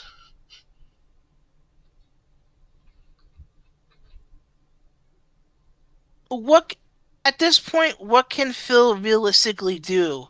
Like, he doesn't have him, Matt, and Sarah don't have the power to make any real decisions for Microsoft anymore. It's Satya and Nadella in charge. Like, Yep. they can't protect these employees. But the thing is, they when they talk to their team, they give these teams, they give them like a genuine sense of security and confidence that their projects will get across the finish line. And that was a case uh, of John Romero, correct? Just Yeah. want to make sure I say thank you. John Romero's game. That was the case for ZeniMax Online game. That was the case for Raz game. They and Perfect. Phil Spencer and company went to these studios. They played their games. They gave, oh, we love this game, or we're really confident in this game, and so on and so forth. I couldn't put the controller down. Oh, this game is our baby, etc., etc. And excuse me. And look what happened now. You have studios who lost their staff. You have studios with, in the case of Rare and ZeniMax Online, who said, you know what, screw this, we're done. You screwed over our teams, we're not dealing with you anymore. And those people left the building. Yeah. Well, in the case of Initiative, it got shut down. You can you can point fingers and say, you know what, in the case of the Initiative and Rare, you was twiddling your thumbs for too long making this game, and why did it take so long to come out? But on the other hand, you can comment on Xbox leadership and be like, well, you should be aware of the state of this project. Why didn't you step in and help out? Well, that's been the common Why? criticism for years, though. That Xbox has been too loose with their studios. Yeah, They're due. I'll let them be, but they've given people rope to hang themselves, and some have. and I will. I'll just kind of close my thoughts on all this with this one comment. How can we realistically believe? Because Matt Booty made a statement that after all the closures, not closure. I keep saying closures. I apologize. That's not correct. Closure and layoffs. Like, he said something along the lines of over 40 games at the Xbox showcase are coming out. How can I believe that when you was just saying last year you showed off Perfect Dark and you was so confident that it would come out? How can we believe something like Clockwork Revolution? That's the one that springs to mind because that doesn't have a firm date. That's Whereas like like probably a Fable, 2027 game. It's pretty close. yeah, but they didn't give a date for Perfect Dark either. Yeah, but Perfect Dark, everyone knew was not coming out soon. You know what I mean though. Like, I don't think it's necessarily the same situation. Perfect Dark was a more of a. It's not totally lost, guys. Which they were wrong. It but was totally lost. and then they shouldn't have shown it off then if the game wasn't coming along. It was trying. It was just proof of confidence, which you shouldn't have confidence because it didn't end anywhere. Yep, But with the what's it called, Clockwork, that game's pretty polished for what we see it as. It is. that's true. It actually looks like it's coming along. Yeah. There's just no date. There's no window. So Well, that's because what kind of I leads would me just to kind of be. assume it's a 2027 game. Maybe it might be a launch game if they make a console. Oh, you mean like a PC in a box? Yes. I guess I'll end this topic off with I hope everyone that got laid off within Microsoft and other tech companies that you find positions and you find jobs because this is just it's just you hardworking people shouldn't be out of a job. And I just hope Microsoft stops announcing games and canceling them because you don't announce games until they get relatively close to the finish line. And being blunt, that's probably a reason why PlayStation hasn't just flat out canceled Marathon. because they don't want like another situation like Concord where something that people played launches and they just unalive it before our very eyes. They'll stick with it. They'll make sure it comes out because they don't want to have another public cancellation on their hands. Yeah, I mean, I think I don't think PlayStation is scared to cancel publicly, but I think Marathon still has a chance for them because they would cancel if they could. I mean, Last of Us That's Online true. was a publicly announced game. Hmm. Literally, he said, "We'll show more of it later this year, guys." That's what he said, Neil Druckmann, Yeah. and they did it. So I don't think Hmm. Sony are afraid in that aspect. But they know how to manage the portfolio better because they actually watch what their studios are doing. Like Don't the most forget infamous case was Redfall. Shuhei. Remember Redfall? We weren't Oh aware. yeah, I We remember. weren't aware, guys. What do you mean I you don't weren't believe that. aware? I don't believe that at all. No, I don't. I can't They have to believe be that they're aware that of it. oblivious.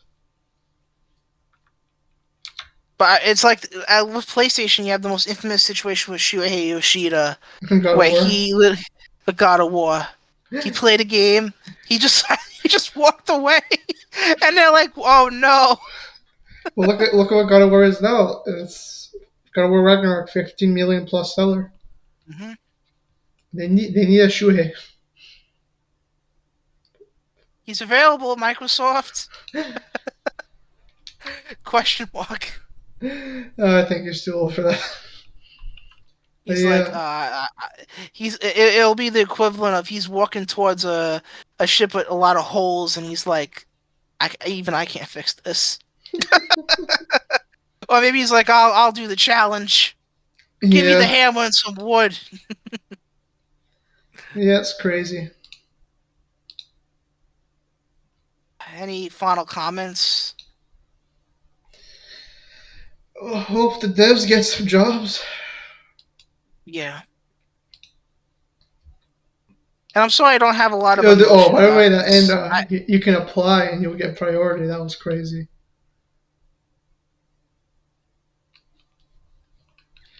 Yeah, so you became a contractor with zero benefits. Let's try to end this on a light note. If you want a position within Microsoft Gaming, you can get first priority and apply for a job with lesser benefits than you had originally. Oh, that's not a positive note. Let's think of no, that's not a positive note at all. Um, all right, positive note. Here you go. Cyberpunk Edge Runners gets a second season. Yes, yes, yes, yes. Thank you for the segue. I did not think about. You're awesome, bro. Cyberpunk Edge Runners Season 2. I think it's a And new not only series, that, if I remember. Or maybe. it is a Season 2, but it's gonna focus on different Alright, characters. that's okay. And and they publicly said Lucy is gonna have a proper gameplay trailer in the next month or so, I believe, for her as a DLC fighter in Guilty Gear Strive, Mm. and for Guilty Gear Strive, she has a special extra long arcade mode. So that makes me wonder what story stuff they're gonna do with that. Yeah.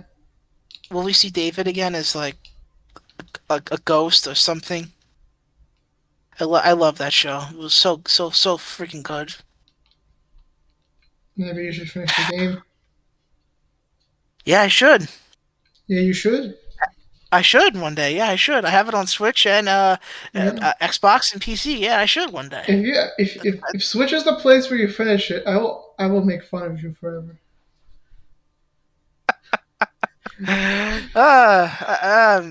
Hmm. That's like if What do someone. you mean? You make fun of me all the time. Come Yeah, but if on. you finish it on Switch, I will bring it up forever. Why would you finish it on there out of all places? Because it is the definitive platform to play games on. What are you talking about? Oh man, but thank you for the positive news story to end our show on, good sir. Yeah.